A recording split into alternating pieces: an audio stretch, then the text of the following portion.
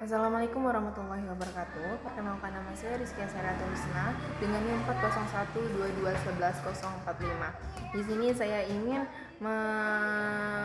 mengerjakan tugas dari matkul hukum laut internasional yang di dosen pembimbing yaitu Sinto Ariana Tapea. Di sini saya akan menjelaskan materi mengenai laut lepas. Laut lepas, definisi, karakteristik, dan status hukum.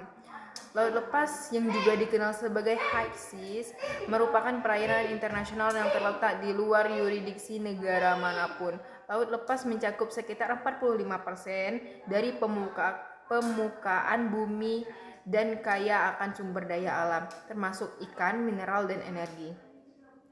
Karakteristik laut lepas: terletak di luar laut teritorial dan zona ekonomi eksklusif atau ZEE negara-negara. Laut teritorial adalah wilayah laut yang membentang sejauh 12 mil laut dari garis pantai suatu negara, sedangkan ZEE membentang sejauh 200 mil laut, bebas untuk navigasi dan eksplorasi. Semua negara memiliki hak untuk bernavigasi dan menjelajahi laut lepas untuk tujuan damai. Selanjutnya, sumber daya alamnya merupakan warisan bersama umat manusia. Negara-negara memiliki tanggung jawab untuk mengelola sumber daya laut lepas secara berkelanjutan dan adil. Selanjutnya diatur oleh hukum internasional.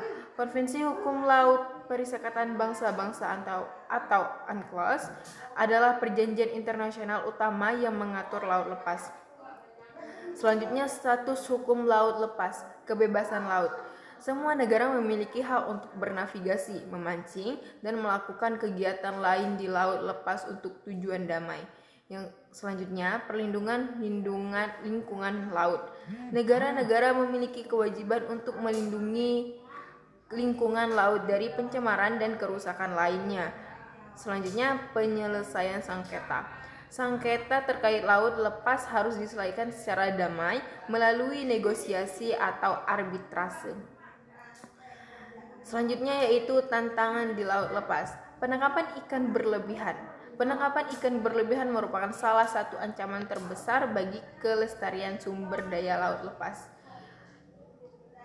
Pencemaran laut dari sumber-sumber seperti kapal dan limpasan darat merupakan masalah besar di laut lepas. Perompakan merupakan ancaman bagi navigasi dan perdagangan di laut lepas.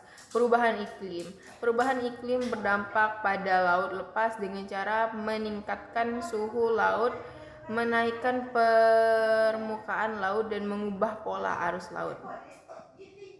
Upaya untuk mengatasi tantangan: memperkuat tata kelola laut lepas. Negara-negara bekerja sama untuk memperkuat tata kelola laut lepas melalui UNCLOS dan perjanjian internasional lainnya. Melestarikan sumber daya laut lepas. Negara-negara menerapkan langkah-langkah untuk mengurangi penangkapan ikan berlebihan dan melindungi sumber daya laut lainnya. Mencegah pencemaran laut. Negara-negara menerapkan peraturan untuk mengurangi pencemaran laut dari kapal dan sumber-sumber darat. Selanjutnya adalah memerangi perompakan dan mitigasi dan adaptasi terhadap perubahan iklim. Laut lepas merupakan sumber daya alam yang penting bagi manusia, penting untuk bekerja sama untuk mengatasi tantangan yang dihadapi laut lepas dan memastikan pengelolaan yang berkelanjutan untuk generasi mendatang. Beberapa ketentuan UNCLOS yang relevan dengan laut lepas meliputi yaitu pasal 86 kebebasan laut lepas. Pasal ini menjamin kebebasan navigasi, penerbangan, memancing, meletakkan kabel dan pipa bawah laut, dan penelitian ilmiah laut lepas. Pasal 87 definisi laut lepas. Pasal ini mendefinisikan laut lepas sebagai semua bagian laut yang tidak termasuk dalam zona ekonomi eksklusif, laut teritorial, dan perairan internal suatu negara. Pasal 117 kewajiban untuk melindungi dan melestarikan lingkungan laut. Pasal ini mewajibkan negara-negara untuk mengambil tindakan untuk mencegah, mengurangi, dan mengendalikan pencemaran laut dari segala sumber dan untuk melindungi dan melestarikan lingkungan laut. Selanjutnya pasal 118 kerjasama dalam konservasi sumber daya laut lepas. Pasal ini mewajibkan negara-negara untuk bekerja sama dalam konservasi dan pengelolaan sumber daya laut hidup di laut lepas. Selanjutnya pasal 133 penyelesaian sengketa secara damai. Pasal ini mewajibkan negara-negara untuk menyelesaikan sengketa terkait laut lepas secara damai melalui negosiasi, konsiliasi, arbitrase, dan prosedur penyelesaian sengketa damai lainnya. Selanjutnya adalah mengenai berdasarkan artikel FOA Indonesia yang ada di tautan di tugas hukum laut internasional mengenai TNI AL menangkap kapal STS-50 di laut lepas di dekat Pulau Weh, Aceh pada tanggal 6 April 2023. Kapal tersebut diduga melakukan perbudakan terhadap para ABK-nya. Pertanyaannya apakah penangkapan kapal tersebut oleh TNI AL di laut lepas ini sah menurut hukum laut internasional? Di sini saya ingin mencoba menjawab dalam beberapa segi hal. Dalam segi lokasi penangkapan, kapal STS-50 ditangkap di laut lepas yang merupakan wilayah internasional di luar yurisdiksi negara manapun. Yang kedua, adanya dugaan tindak pidana. Kapal tersebut diduga melakukan perbudakan terhadap para ABK-nya. Pembudakan merupakan kejahatan terhadap kemanusiaan yang diakui secara internasional dan tidak memiliki batas wilayah. 3. Kewenangan penegakan hukum. Indonesia sebagai negara bendera kapal STS-50 memiliki kewenangan untuk menyelidiki dan menuntut dugaan tindak pidana yang terjadi di atas kapal tersebut, termasuk di laut lepas.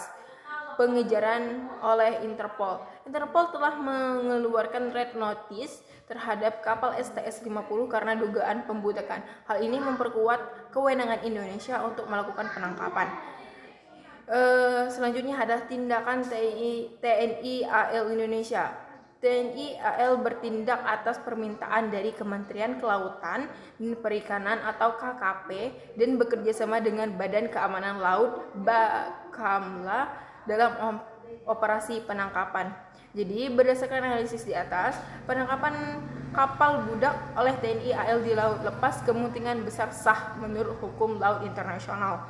Alasannya, kapal tersebut diduga melakukan kejahatan terhadap kemanusiaan, perbudakan yang tidak memiliki batas wilayah. Selanjutnya, Indonesia memiliki kewenangan sebagai negara bendera kapal untuk menyelidiki dan menuntut dugaan tindak pidana yang terjadi di atas kapal tersebut, termasuk di laut lepas. Penangkapan dilakukan atas permintaan KKP dan bekerjasama dengan Bakamla serta dengan koordinasi Interpol. Terima kasih, itulah penjelasan saya mengenai tugas yang telah disampaikan. Lebih dan kurangnya saya meminta maaf. Wassalamualaikum warahmatullahi wabarakatuh.